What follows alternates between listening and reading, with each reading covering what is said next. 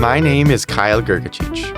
I'm a junior at the University of Pennsylvania studying communication and English, and I started working at the Health Communication and Equity Lab in the Annenberg School for Communication the summer after my freshman year on a project called Project SMART, social media anti-vaping messages to reduce ENDS use among sexual and gender minority teens, a National Institute on Drug Abuse study.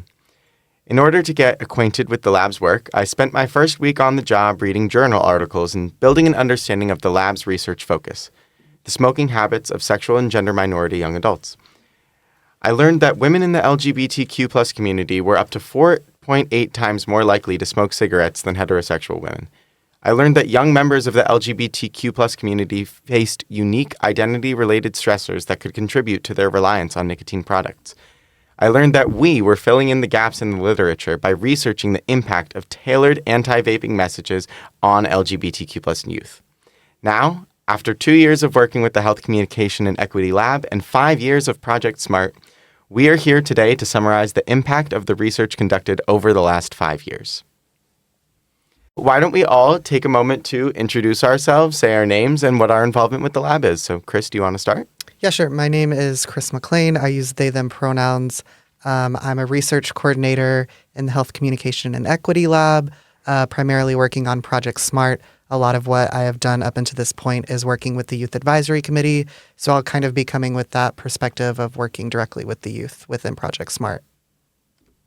Okay, greetings to our listeners, and I'm really glad to be part of my study team here. My name is Andy Tan. I use he, him pronouns, and I'm the principal investigator for this project and also the ringleader of this Health Communication Equity Lab, if you will, a small but mighty team. Hi, everyone. My name is Elaine Hanby. I use she, her pronouns, and I am the research project manager in the lab, and I have been a part of Project SMART for a few years now. Hello, my name is Gabby Rodriguez. I'm a student at Drexel, currently second year, and I was one of the youth involved in some of Project SMART's tasks, and that included photography and helping out with the ads. Yeah. And I already introduced myself earlier, but just to say again, my name is Kyle Gergachich. I use he, him pronouns, and I am a research assistant at the lab. So, Andy, why do you think that standard one-size-fits-all public health messaging might fail to resonate with sexual and gender minority youth? That's a great question, Kyle.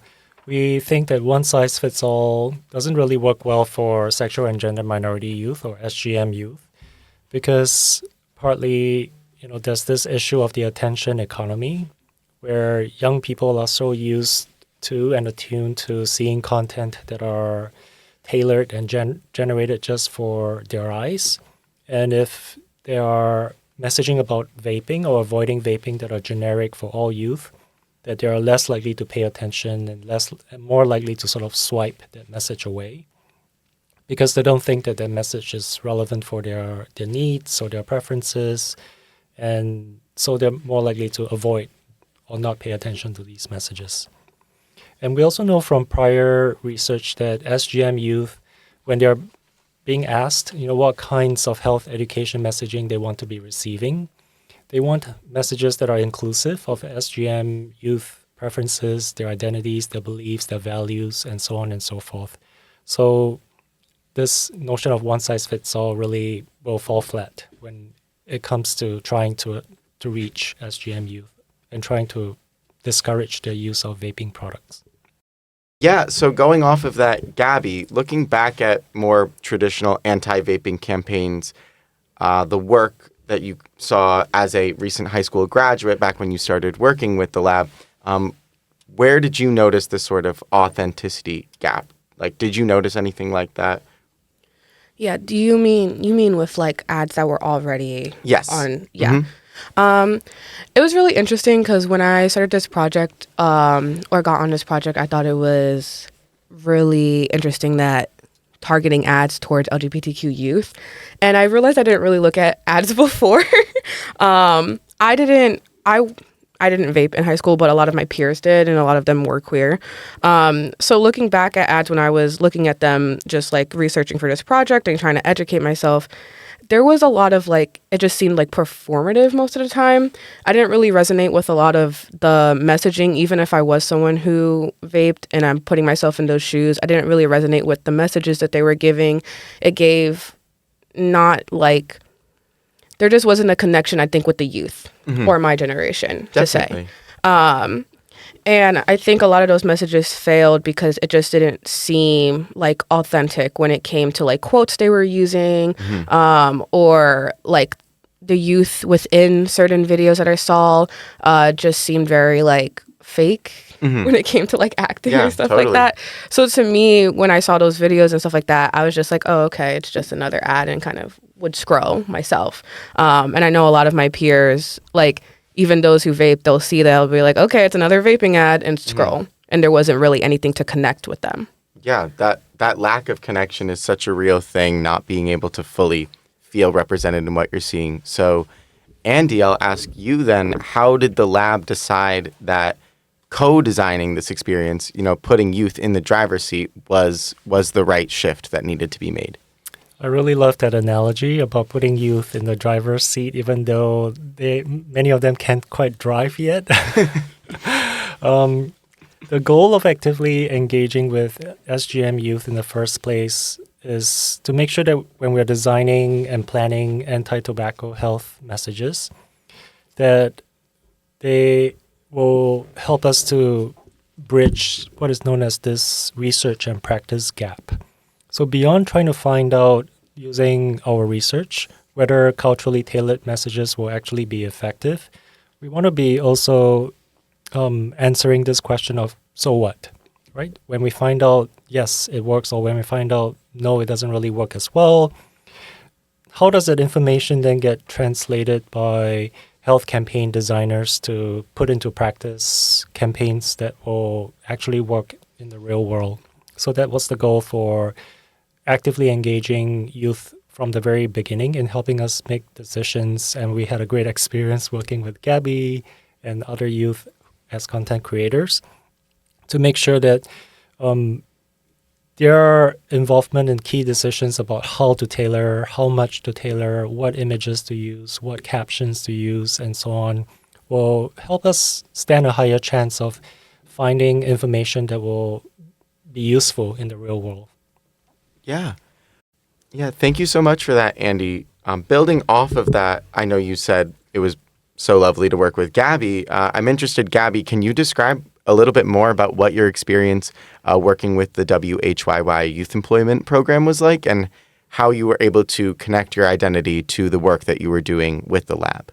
Right. So I've been with WHYY, I think this would be kind of my 8th year. And I was doing the youth employment program, I don't even remember how many years into it, but if that was like towards the end of my graduating year, probably like 5 years at that point. And one of the things that I emphasized to my mentor, Brianna, is that I always would love to be on projects that either have something to do with being Latina or Latino or being queer.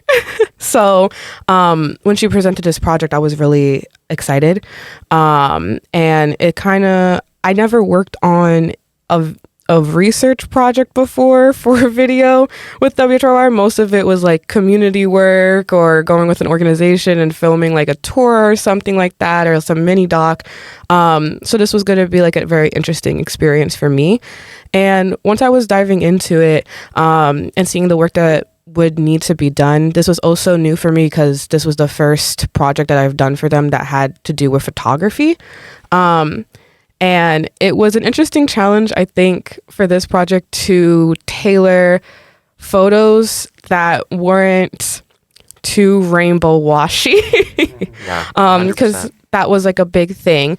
One of my tasks was to do photos that were both queer coded and I guess like you could say straight coded. I don't know how else to put that in simple terms. But one of the biggest challenge that me and my coworker Emily had to work on was like, how much can we, I guess, like show in these photos.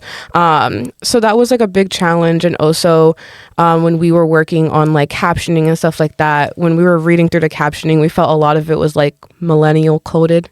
And we were like, yeah, I don't know if anyone would say this or any of our peers would say this in actual real life. So we also went through like peers that we knew who vaped or peers who used to vape and try to get direct quotes from them that related to the project. So all of that kind of like being a queer youth myself and thinking about the type of messaging and the type of photos that I would want to see when it came to like if I vaped, like what photos would entice me to like maybe stop vaping or what would connect with me the most. And then also, you know, I'm queer. Most of my friends are queer. So having access to my own community in order to help with this project and also give the authenticity that it needed, I think was like a major thing for me.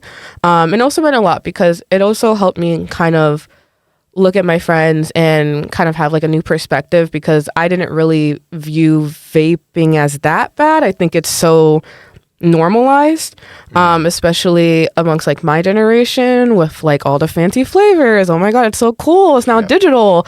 Like, so it kind of gave me a new perspective and also helped me kind of educate my own like queer peers as well. So it was like a lovely experience. Yeah, that's amazing. It's so incredible to me that you were able to have such direct impact as someone who had just graduated high school and everything and still had that.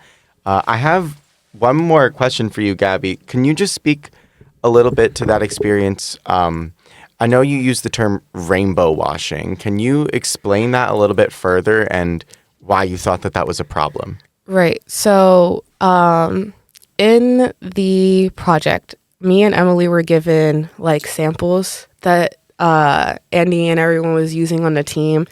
And we thought they were very like, well, they were stock photos, but they were stock photos. But they were very rainbow washy. So, you know, like the best thing I can say is like when it's June and all the companies put a big like rainbow flag on all their crap to be like gay. That's like the what I was getting from most of the pictures. So when it came to that, we wanted to kind of give like hints of like queer expression because you can't just slap a rainbow on something and then just call it like queer.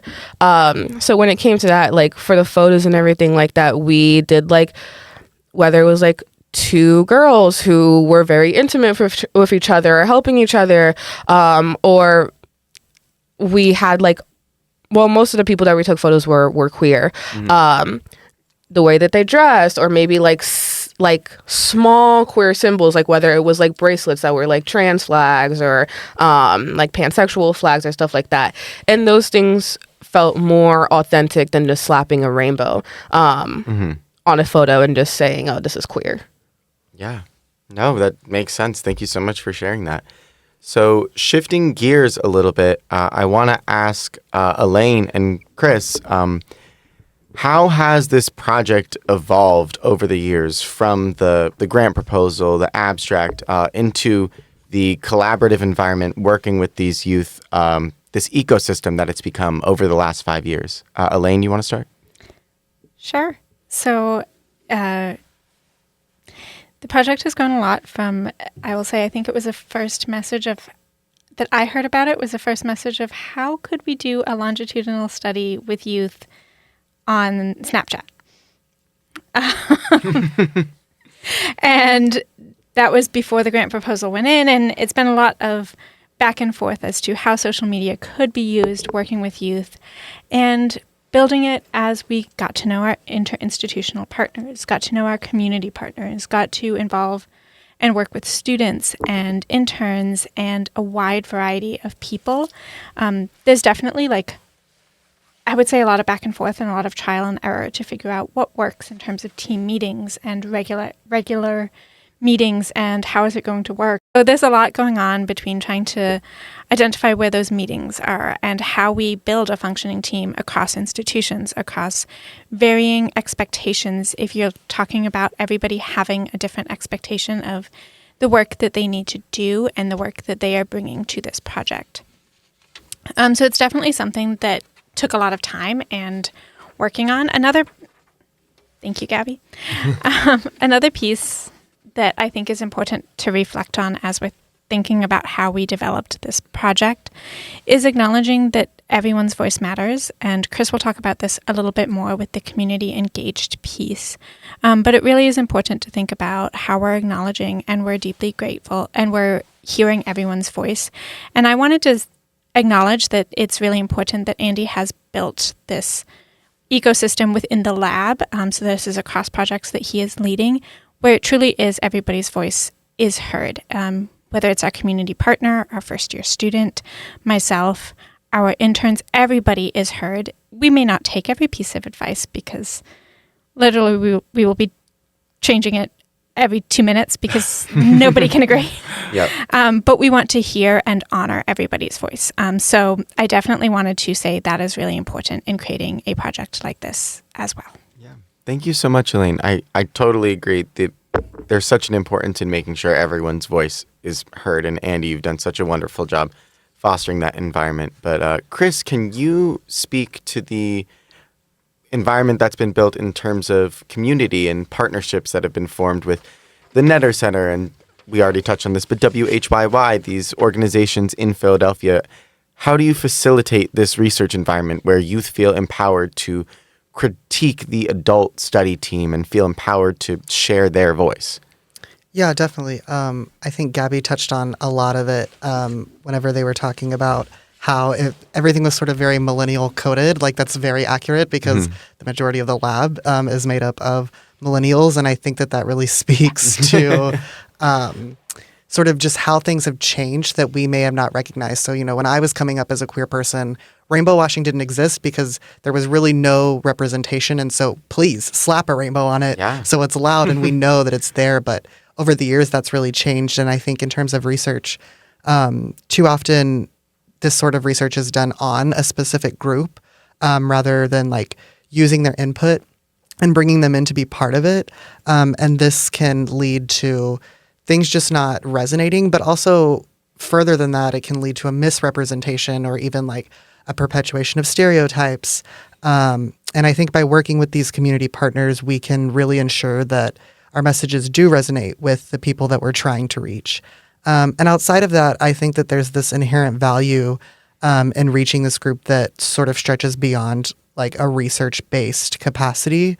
So just for instance, a recent example, just a week or two ago, we met with one of our YAC groups and we were discussing the results of Project SMART and what they found most important and most interesting. And one of the students that we were talking to, who was themselves queer, had mentioned that while the research was important to them, they were particularly impacted just by the fact that a research lab was reaching out to them and trying to get their voice, and sort of just the fact that they were being included in general was sort of like a really big thing to them. And I think that this sort of just goes to show that while working with community members really does strengthen our work and our research, it also strengthens and inspires the communities themselves, and it strengthens our relationships and the relationships with each other that these young people can make. And I think that is really powerful.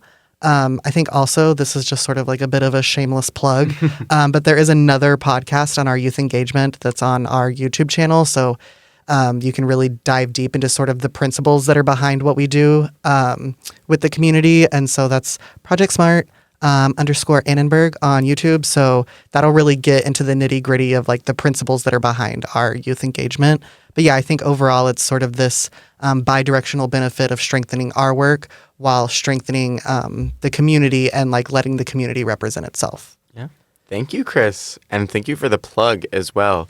I just have one quick question for those listening who might not be familiar. Can you just describe what a YAC group is? Yeah, thank you. So YAC is just the acronym for our Youth Advisory Committee. So we have a Youth Advisory Committee, which is obviously comprised of youth that give their feedback. And then we also have an EAC, which is our Expert Advisory Committee, which is made up of people that work for relevant organizations. Yeah, great. Thank you so much. Now, Andy, you've noted that the youth-led suggestions that you've gotten have been spot on. So can you Can you highlight a specific instance or a moment where the youth feedback fundamentally altered the direction of a study or a message, where this youth feedback really came in handy? Absolutely. So, as Chris mentioned earlier, the researcher team is comprised of all adults. You mentioned millennial adults. I don't belong to that generation. Unfortunately, I belong to the Generation X group of cohort of adults.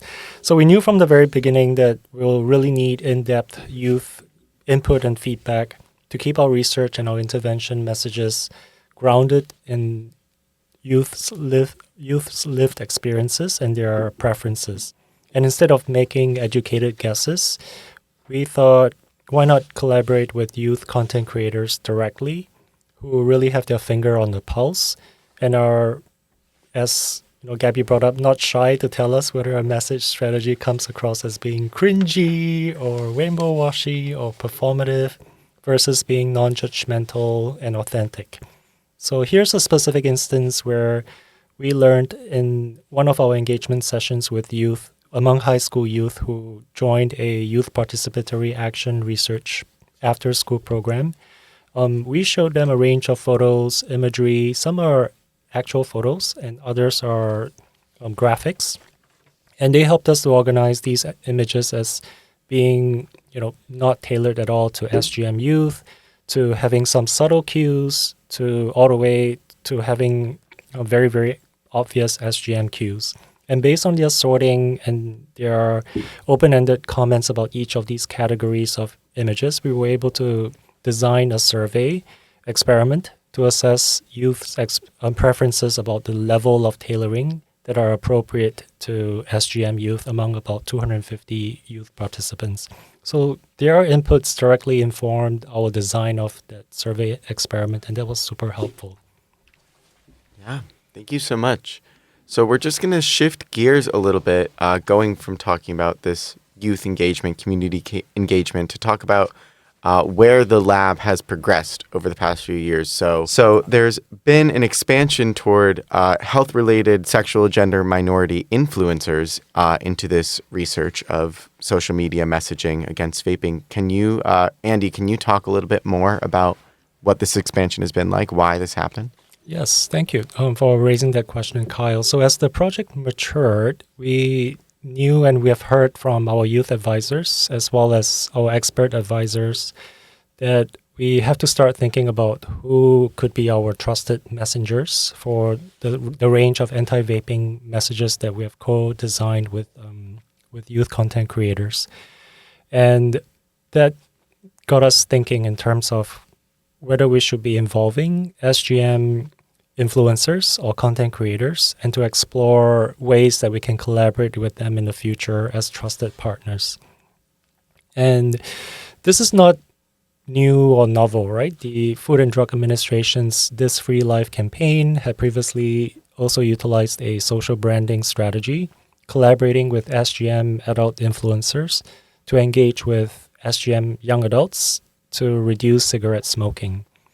The Truth Initiative, and a nonprofit organization, had also launched the This Is Quitting campaign to engage with social media influencers to promote vaping cessation services among youth nationally, not just among SGM youth. To our knowledge, there hasn't been a vaping prevention campaign involving social media influencers or content creators that are intended for SGM youth. So we thought, there's this gap here and a potential opportunity. To start with this exploration, we first needed to learn from the perspectives of SGM influencers and content creators. What are some of their motivations? What are some of their pain points? What are some of their needs when it comes to collaborating with researchers or with health organizations such as ourselves to spread and disseminate health-related information to their followers? Some of them have already posted about health or fitness or mental health and dieting and things like that, but none of them have really shared that they've posted about not vaping or not using tobacco. So we again saw a potential gap and a potential opportunity. In speaking with our colleagues from the Food and Drug Administration or Truth Initiative, they've also shared with us that collaborating with social media influencers or content creators could be a very complex journey. And it's not something to be taken lightly. It's not something that's trivial. So we better do our homework when it comes to engaging with SGM influencers upfront, and to learn about their willingness, their perceived benefits, or their perceived barriers to collaborating with researchers like ourselves. So that's how this expansion of Project Smart towards thinking about working with SGM influencers and content creators came from. Yeah. No, it seems like this inclusion of working with social media influencers really signals the scaling of these messages and trying to reach a wider audience from the original studies. So, Elaine and Chris, what have these preliminary findings from the influencer study taught us about scaling these tailored messages beyond the controlled research environment? Yeah, a big thing is, and again, this is something that sort of Gabby touched on and also we touched on in working with our youth advisory committee, but a big thing with influencers as well is they are motivated by authenticity and being able to be authentic. So they're motivated to partner on things that they actually care about. So for some, this means maybe they'd be hesitant to partner because maybe they have never vaped or never used tobacco, and so they don't want to be hypocritical, or they do use tobacco and they don't want to be hypocritical telling people to not use it, or because maybe they haven't used tobacco and they just wouldn't want to partner for the sake of partnering. You know, we hear a lot about how social media influencers are really in it for the money, but what we found is that's actually not necessarily true with the influencers that we spoke with. The money sort of came secondarily. Like they want fair compensation, but really at the end of the day, if money is the motivation, then they're not particularly interested in partnering. So I think that authenticity piece was a really important thing that we found. Yeah, thank you. Elaine, do you want to? And I would just say along the same lines of that authenticity piece is that mutual respect piece and showing respect for the content that they are creating. And that comes along with the financial component of compensating fairly. $20 for a post, and that I'm making up numbers to be very clear. But that's going to be way too little. Respecting their time, respecting that this is a creative process, respecting that they are sharing their brand with you is very important. And making sure that you respect their ideas and their humanness and identity as a content creator is really crucial to building a collaborative environment. Yeah, thank you, Elaine. You already touched on this a little bit, Elaine, but Chris, I'm curious if you have anything else to add on how you think public health researchers can effectively promote this collaboration with influencers and content creators to reach a broader LGBTQ plus demographic. Yeah, I think it's a lot of pinpointing the content creators that are already aligned with the study's mission. So one of the things that we did was look at who are your followers. So we asked them, like, do you have a lot of LGBTQ plus followers that are, in this age demographic of 13 to 20, youth and young adults? So that's a huge thing, is seeing sort of, are you already making this style of content? Are you already interested in the health and wellness of LGBTQ plus young people, and seeing where they can fit in that way? And then again, as Elaine mentioned, having fair compensation, also leaving room for lots of creative freedom while maintaining this like clear roadmap of this is the ultimate goal. Now do with that what you will. So we know where we want to get to, but the way that we get there is really ultimately up to you. And I think giving them that freedom, it motivates them and it makes them excited to partner on something like this. And this can be anywhere from, the recruitment of study participants or the creation of message stimuli, wherever you really want these influencers to participate, and making that really clear, but then sort of handing them the ball and letting them run with it, I think is important. Thank you so much for that, Chris. So we're going to be wrapping things up soon. So I just want to ask Elaine and Chris, how has Project Smart changed the way that you view health communication research? Sure. So I can go ahead and take this first, if that's okay. So the thing that stuck out to me, I've been a part of Project Smart since the beginning. And the thing that has really stood out to me is just the connection with so many different aspects. I think in grad school, it was often thought of as you could just do a survey and the information you needed and isolate. And throughout my time in the lab, but really Project SMART made that clear that that is not possible. And I had more opportunities, I felt like, to advocate for that not being possible and think about how we're working around it. One big thing that stuck out to me was thinking about the impact of mental health and society and societal and systemic structures on vaping, and that as great of a message that we can make of saying vaping is bad, there is a limit to what a public health message can do, and thinking of how we work within those structures has been really important to me over the past several years. Yeah. Thank you so much, Elaine. Chris, do you? Yeah, so I came into this project a little ways through and pretty fresh. So my degree and my experience was in experimental psychology and nonprofit work. And I was actually really kind of shocked and impressed at how closely aligned all of my previous work was to what we've done in Project SMART, which I guess is also a testament to Andy, like knowing who he was hiring. But it's made me really excited to see sort of how lives can be impacted. So obviously that's sort of the goal for most of the people that are pursuing a psychology degree, is to impact lives. And ultimately that's been something that has been really exciting for me within Project SMART, seeing how, kind of going back to what I had said in the beginning, that we are impacting lives in a health way with anti-tobacco research, but also in like a bigger general way with LGBTQ plus youth, which has just like always been sort of a passion project for me anyway.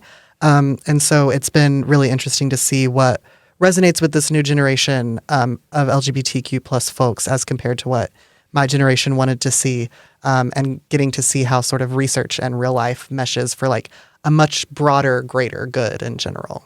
Yeah. Thank you so much, Chris. So kind of going off of that, wanting to see that change made to the communities of LGBTQ plus youth, Gabby, speaking from, the youth perspective, how has working with the lab, transitioning from being a recent high school graduate working on this project to being a college student now, how has this shaped your professional goals, your career goals, and how has research changed your career goals in that sense? Yeah, so when I got on this project, I think I just graduated. I was in my gap year. I deferred a year before going into Drexel. But I'm currently in Drexel for psychology and a minor in fine arts because I'm trying to be an art therapist. And, queer art therapist.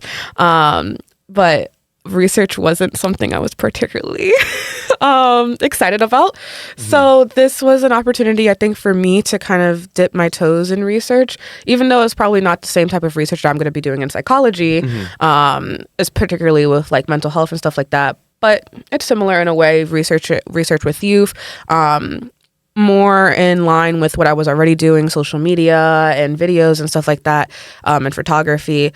So it was a fun experience, I guess I could say. I really appreciated, I think, the opportunity, like I said, to dip my toes in it, but to also kind of see what research was all about. I remember sitting in meetings that I didn't know what anyone was saying, but it was really interesting to see all the graphs and what people were talking about and all these logistics that go into a project like this. And I wasn't really aware of all the behind the scenes that go into a research project, especially one that was going on for so long, and one that had so many key components to it. And I felt really appreciated that they wanted like a youth perspective as well. And we're so active, like especially Andy was so active in making sure that we had as much of a say as everyone else in that room and we weren't isolated, which is usually my experience. I feel like when it comes to coming into a project with adults and being isolated from it or told what to do, rather given a chance to speak or be able to present ideas that could help the project, which it did.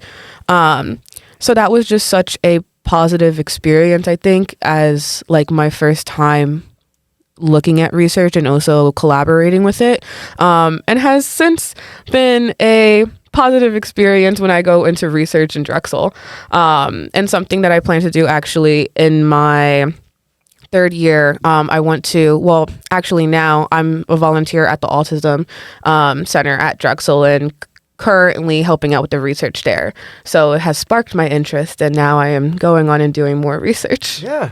That's amazing that this was such a great, jumping off point to getting into the world of research. I know, speaking from my own experience, I did a very psychology-based research project in high school that was fun, but I didn't feel as connected to it. And I definitely think, after my freshman year of school, becoming a part of this project and something that's very closely tied to my identity, something I was much more connected to, that really, really enhanced my passion for research. And I'm so happy about the work that I've been able to do with the lab over the past few years. So Andy, I'll send it over to you.